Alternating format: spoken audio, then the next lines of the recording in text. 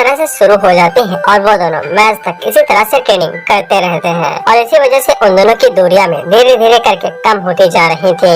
और इसी तरह से ट्रेनिंग करते हुए मैच का दिन वहाँ पे आ जाता है और साथ ही में तनका अपने साथ एक नए मेंबर को भी लेके आई थी जो कि उन्हीं की स्क्वाड की एक मेंबर थी जिसका नाम सहारा था। अगले दिन हम लोग देखते हैं कि हिमारी और सुसु एक साथ बैठ के हॉट बात ले रहे थे और उसी टाइम पे वहाँ पे सहारा आती है। लेकिन सहारा जैसे ही पूल के अंदर उतरती है तो वो दोनों उससे कुछ पूछते कि उससे पहले ही सहारा सो जाती है। इसके बाद मैच की घड़ी आ जाती है और हमारी मुलाकात फिर से एक नई फीमेल कैरेक्टर से होती है जिसका नाम गिन्ना बाइजन था और इसकी एबिलिटी ये थी कि ये किसी भी चीज के ऊपर ड्रॉ करके उसे एक बैरियर में बदल सकते थे और उस बैरियर के अंदर सिर्फ वही लोग आ सकते थे जिसको गिन्ना इजाजत देगी।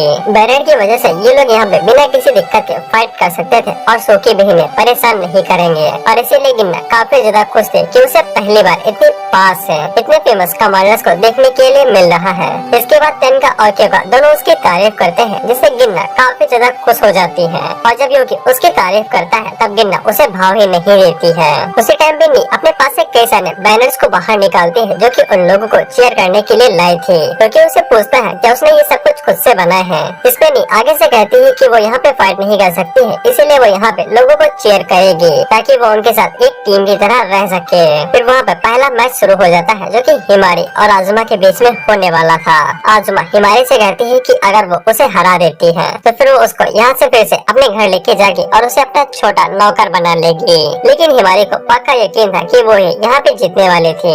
इसके बाद वो यूकी को ट्रांसफॉर्म करती है और उसे सोकी में बदल देती है। हिमारी अपने गोल्डन आवर का यूज करने के लिए जा ही रही थी कि उसी टाइम पे यूकी तेजी के साथ आगे बढ़ता है और उसके ऊपर फिनिशिंग ब्लो मारता है जिससे हिमारी पीछे की तरफ उड़ जाती है और वो बेहद हैरान हो गई थी क्योंकि उसे कुछ भी समझ में नहीं आया था कि यहाँ पे क्या हुआ है। लेकिन इसके बावजूद वो अपने गोल्डन आवर को एक्टिवेट करती है और 5 सेकंड टाइम को पीछे कर देती है। इससे टाइम रिवर्स होके वहीं पे आ जाता है जहाँ से वो लोग मैच को शुरू करने वाले थे। लेकिन हिमारी को पता लग जाता है कि आजुमा ने अपनी एबिलिटी को यूज किया है क्योंकि हिमारी जब भी अपनी एबिलिटी को यूज करेगी तो वो हर एक बार के बाद थकती जाएगी।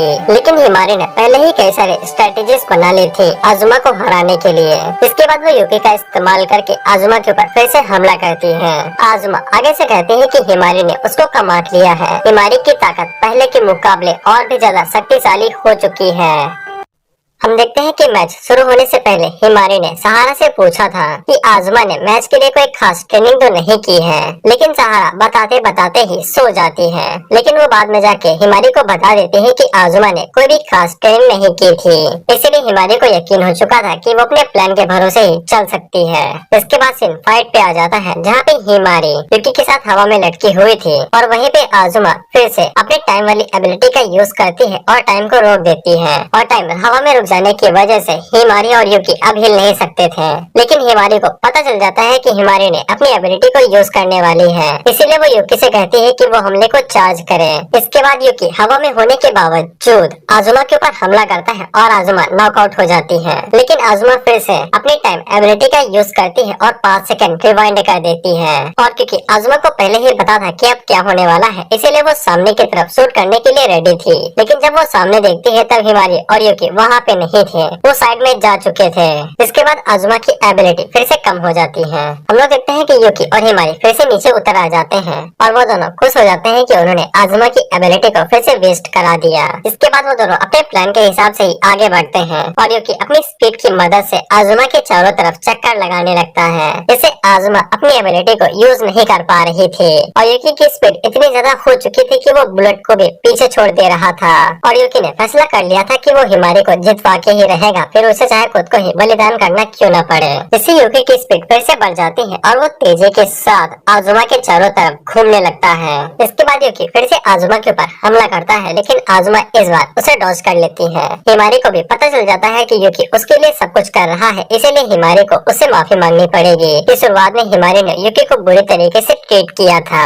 हिमारी आजुमा की एबिलिटी से खुद को इस वजह से बचा पा रही थी कि आजुमा अपनी एबिलिटी को एक झटके में एक्टिवेट नहीं नहीं कर सकती है। उसको एक्टिवेट करने के लिए कुछ सेकंड की जरूरत पड़ेगी, जब तक आजुमा उसका पोज लेती है। और जब तक वो पोज लेती है तब तक यूकी अपनी स्पीड की मदद से अपनी डायरेक्शन को चेंज कर लेता है और यूकी की स्पीड की वजह से वो काफी दूर भी चला जाता है और गन की रेंज को पीछे छोड़ देता है। हिमारी इसी स्ट्रेटेजी का यूज करके बार बार आजुमा के ऊपर हमला कर रही थी, लेकिन आजुमा को हिमारी की स्ट्रेटेजी के बारे में पता लग चुका था। इसके बाद आजुमा वहाँ पे अपने गोल्डन कार्ड को बाहर निकालती है और वो वहाँ पे अपनी प्राइम टाइम एबिलिटी का यूज करती है। इसके अंदर एरिया बढ़ जाता है और साथ ही में सेकंड 10 हो जाते हैं। इससे आजुमा को इतना टाइम मिल जाता है कि वो यूकी और हिमारी के पास जा सके और उनके ऊपर गन शूट कर सके। और आजुमा बिल्कुल ऐसा ही करती है और वो हिमारी और यूकी के ऊपर गन शूट करती है। और जब वो अपने टाइम को क्लोज करती है तब तक जाके यूकी और हिमारी के ऊपर गोलियां बरस जाती हैं और वो दोनों ही काफी ज्यादा घायल हो जाते हैं और उन दोनों के पास उठने की ताकत नहीं बची थी। आजुमा उन दोनों के पास आती है और उनसे कहती है कि तुम्हारा प्लान काफी अच्छा था, लेकिन मेरे टाइम एबिलिटी के सामने कुछ भी नहीं चल सकता है। इसके अंदर मुझे 10 सेकंड मिलते हैं और इतने टाइम में मैं कुछ भी कर सकती हूँ। इसके बाद आजुमा हिमारी के कॉन्फिडेंस को तोड़ने लगती है और उससे कहती है कि उसे गिव अप कर देना चाहिए। वो बचपन से ही किसी काम की नहीं है। लेकिन उस टाइम पे सुसु आगे बढ़ती है और वो हिमारी और यूकी को फिर से चीयर करने लगती है और उनसे कहती है कि उन्हें इतनी जल्दी गिव अप करने की जरूरत नहीं है। हम देखते हैं कि हिमारी की स्पिरिट टूटने लगी थी क्योंकि आजुमा उसे बार बार डिमोटिवेट करते हुए जा रही थी। फिर यूकी भी खड़ा हो जाता है और वो हिमारी से कहता है कि वो दोनों जीत के करीब है, इसीलिए वो यहाँ पे हार नहीं मान सकते हैं। और आजुमा भी काफी ज्यादा थक चुकी है। इसके बाद हिमारी भी खड़ी हो जाती है और वो यूकी के ऊपर बैठ जाती है और वो फिर से लड़ाई लड़ने के लिए रेडी हो जाती है। आजुमा ने सोचा था कि अगर वो हिमारी को डिमोटिवेट कर देगी तो फिर वो शायद से गिव अप कर देगी, लेकिन उसने सोचा भी नहीं था कि वो दोबारा फाइट बैक करने के लिए रेडी हो जाएगी। इसके बाद हिमारी यूकी की मदद से फिर से आजुमा के ऊपर हमला करती है और दूसरी साइड से आजुमा अपनी एबिलिटी का यूज करती है और वो दोनों ही आपस में टकराते हैं। लेकिन हम लोग देखते हैं कि अचानक से यूकी वाली साइड से रोशनी आने लगती है और जब टाइम रुकता है तब हमें पता चलता है कि यूकी फिर से नॉर्मल फॉर्म में आ चुका था। इससे आजुमा कुछ समय के लिए हैरान हो जाती है, लेकिन वो फिर भी यूकी के ऊपर गोलियां चला देती है, लेकिन हिमारी का कोई भी अता पता नहीं था। और जब टाइम फिर से शुरू होता है तो यूकी को तो गोलियां लगती ही है, साथ ही में हिमारी के गर्दन के ऊपर भी एक गोली लगती है। हमें पता चलता है कि ये गोली हिमारी ने लगाई थी, जो कि आजुमा के पैरों के पास गिरी हुई थी और आजुमा ने नीचे नहीं देखा था। इसके बाद हिमारी इसी तरह से आजुमा को सक्सेसफुली हरा देती है और मैच को जीत जाती है। किसी ने भी ये नहीं सोचा था कि हिमारी यूकी की ट्रांसफॉर्मेशन को एक चारे की तरह इस्तेमाल करेगी आजुमा को भटकाने के लिए और खुद पीछे रह के उसे नॉकआउट कर देगी। उसी टाइम पे सभी लोगों की नजर यूकी के ऊपर पड़ती है तो उन्हें यूकी की चिंता होने लगती है, लेकिन क्योका उन्हें रोक देती है और उनसे कहते हैं कि चिंता की कोई भी बात नहीं है। इसके बाद हम लोग देखते हैं कि यूकी को होश आता है, तब हमें पता चलता है कि वो लोग बैरियर के अंदर थे और बैरियर के अंदर अगर कुछ भी होता है और चोट लगती है तो वो अपने आप ही हील हो जाती है। इसके बाद यूकी फिट एंड फाइन हो जाता है और वो बिल्कुल ठीक था। इसके बाद आजुमा को भी होश आ जाता है और वो हिमारी की तरफ देखते हुए सोचती है कि हिमारी बचपन से ही नादान थी, क्योंकि ज्यादा मेहनत करने के चक्कर में खुद को बीमार कर लेती थी। आजुमा बुरी लड़की नहीं है, बस उसे अपना प्यार दिखाना नहीं आता है। इसके बाद आजुमा हिमारी के पास आती है और उसकी तारीफ करती है और उससे कहती है कि वो आगे से उसे अच्छे से ट्रीट करेगी। इसके बाद आजुमा हिमारी को आजुमा फैमिली के अंदर इनवाइट करती है, लेकिन हिमारी मना कर देती है और उससे कहती है कि वो अब से 7th स्क्वाड्रन के पास ही रहेगी, क्योंकि वो उसका असली घर है और वो आजुमा फैमिली के अंदर वापस नहीं जाएगी। जिससे आजुमा टूट जाती है कि हिमारी ने उसकी प्यारी बातों के ऊपर ध्यान ही नहीं दिया। इसके बाद हिमारी यूकी को अपने साथ ड्रोन के अंदर लेके जाती है और जहाँ पे यूकी पानी पीने के लिए जब बोतल उठाता है तब फिर हिमारी माउथ टू माउथ यूकी को पानी पिलाती है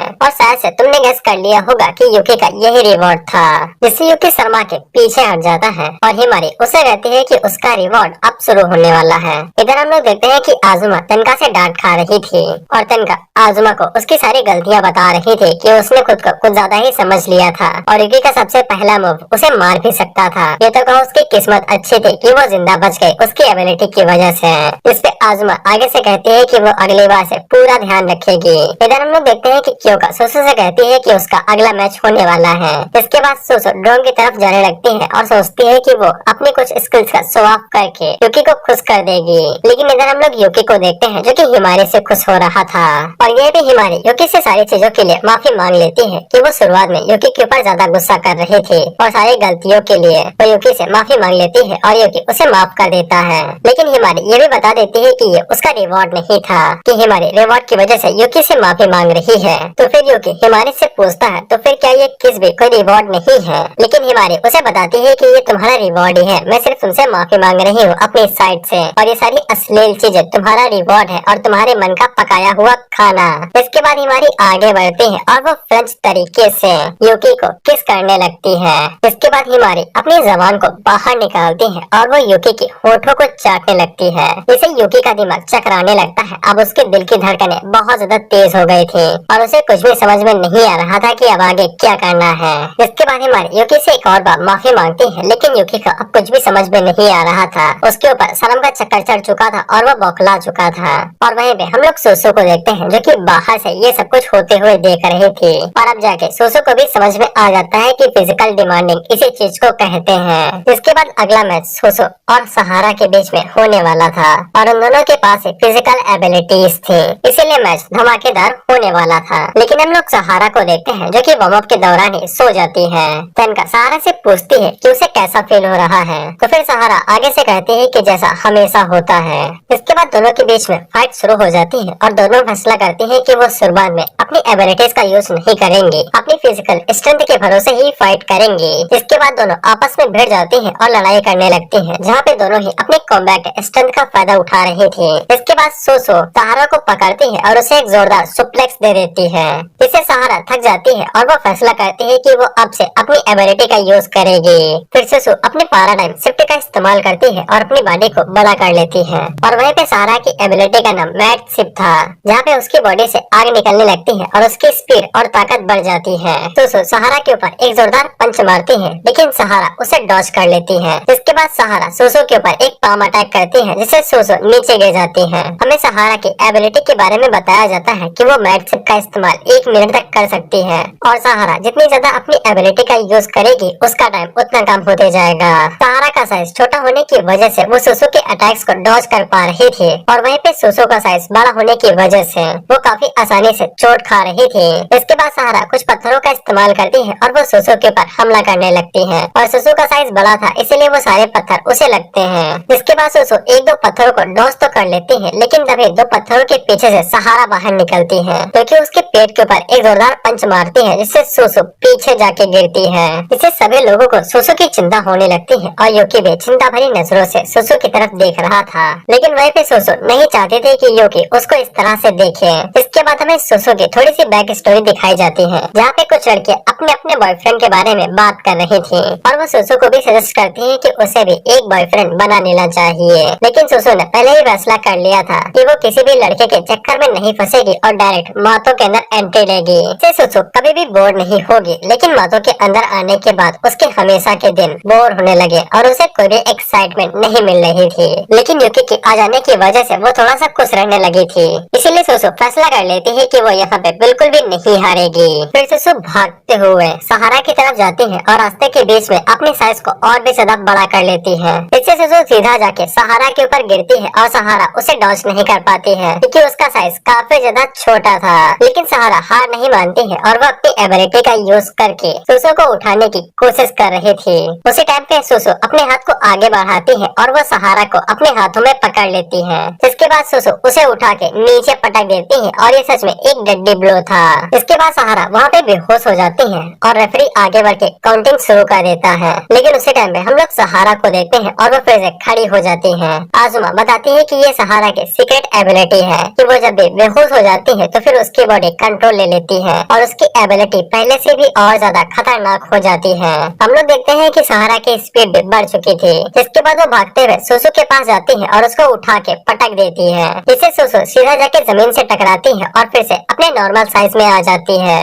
इसके बाद रेफरी सोसो के पास जाता है और काउंटिंग करता है, लेकिन सोसो नहीं उठती है और वो बुरी तरीके से हार जाती है। और हारने के बाद सोसो रोते हुए ड्रोम की तरफ जाने लगती है, क्योंकि सोसो ये नहीं चाहते थे कि यूकी इस तरह से सोसो को हारते हुए देखे। दिल का मामला है, समझा करो भाई। फिर सोसो अपने रूम के अंदर आ जाते हैं और वो काफी ज्यादा उदास हो गए थे। लेकिन तभी यूकी भी वहाँ पे आ जाता है और वो सोसो से कहता है कि हारना इतना भी ज्यादा बुरा नहीं होता है, क्योंकि मैं अक्सर हारा करता हूँ। अगर तुम्हें कुछ चाहिए हो तो फिर मुझे बता देना, मैं यहीं पे हूँ।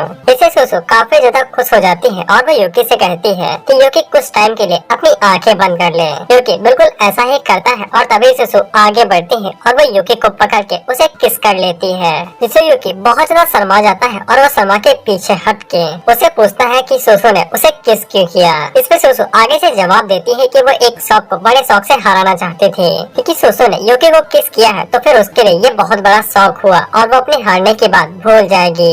और वो पीछे मुड़ के शर्माते हुए सोचती है कि मैं तुम्हें अभी नहीं बता सकती हूँ कि मैं तुम्हें पसंद करती हूँ। इधर हम लोग देखते हैं कि क्योका नी से पूछती है कि आसपास के एरिया के क्या हाल है। नी अपनी एबिलिटी का यूज करके आसपास के एरिया को चेक करती है और उसे कुछ भी नहीं मिलता है, लेकिन थोड़ा सा आगे जाने के बाद उसे बिन बुलाए मेहमान दिखाई देते हैं, जो कि नी को पकड़ लेते हैं कि वो लोग उसके ऊपर नजर रख रहे हैं। इसके बाद वो लड़की जो कि आधी सूखी थी वो नी से कहती है कि अपने मास्टर को बता दो कि हम लोग वहाँ पे बैटल लड़ने के लिए आ रहे हैं, क्योंकि ये लड़ाई को और भी ज्यादा मजेदार बना देगा। जिससे नी काफी ज्यादा घबरा जाती है और वो आगे कुछ कह पाते कि उससे पहले ही वहाँ पे कई सारे सूखी आते हैं जो कि एक साथ उन लोगों के ऊपर हमला कर देते हैं, लेकिन वो सभी सूखी बैरियर के इस पार नहीं आ पा रहे थे। जिससे गिना काफी खुश होने लगती है और उसे लगता है कि उसका बैरियर अनलिमिटेड और पावरफुल है। लेकिन उसी टाइम पे वहाँ पे ह्यूमनॉइड सूखी आता है, इसके अंदर से लाजवाब पावर रिलीज हो रही थी, जिसको देख के हिमारी काफी ज्यादा हैरान हो जाती है। वो सूखी बैरियर के ऊपर सिर्फ एक ही पंच मारता है और पूरा का पूरा बैरियर क्रैक पड़ जाता है। ह्यूमनॉइड सूखी उन लोगों से कहता है कि उनके मरने का टाइम आ चुका है। क्योंकि अपनी शॉट बाहर निकाल लेती है और वो लड़ने के लिए रेडी हो जाती है, लेकिन वो तनका से कहती है कि वो उन लोगों को यहाँ से ले जाए जो लड़ नहीं सकते हैं। तनका बिल्कुल ऐसा ही करती है और वो नी और गिन्ना को अपने साथ लेके चली जाती है, क्योंकि वो लोग लड़ने के बिल्कुल भी काबिल नहीं थे। जिसके बाद क्योका अपनी शॉट लेती है और सुकीज के साथ फाइट करना शुरू कर देती है। उसी टाइम पे वहाँ पे यूकी और सुसु भी आ जाते हैं। सुसु जल्दी से अपने साइज को बड़ा करती है और फाइट करना शुरू कर देती है और सहारा भी उसकी हेल्प कर रही थी फाइट करने के लिए। इसके बाद वो दोनों एक साथ मिलकर फाइट करने लगते हैं, लेकिन ह्यूमनॉइड सुकु को ये कुछ ज्यादा खास नहीं लगता है। हिमारी ह्यूमनॉइड सुकी के सामने आती है और उसे कहती है कि मैं तुम्हारी अपोनेंट हूँ, और वो अपनी फिजिकल गन की मदद से उसके ऊपर शूट करती है, लेकिन ह्यूमनॉइड सुकी उसे आसानी के साथ ब्लॉक कर लेता है। इसके बाद वो अपनी एबिलिटी का यूज करता है तो आसमान से बिजली का झटका सीधा आके हिमारी के ऊपर गिरता है, लेकिन आजुमा आके उसे बचा लेती है। इसके बाद हिमारी अपने प्लान को एग्जीक्यूट करने के लिए वहाँ से निकल जाती है और ह्यूमनॉइड सुकी आजुमा से कहता है कि इसका कोई भी फायदा नहीं है, तुम सभी लोग आज यहीं पे मारे जाओगे। इधर हम लोग देखते हैं कि हिमारी सीधा आके क्योका के पास रुकती है और उसे कहती है कि वो भी यूकी को राइड करना चाहती है एक सेम टाइम पे।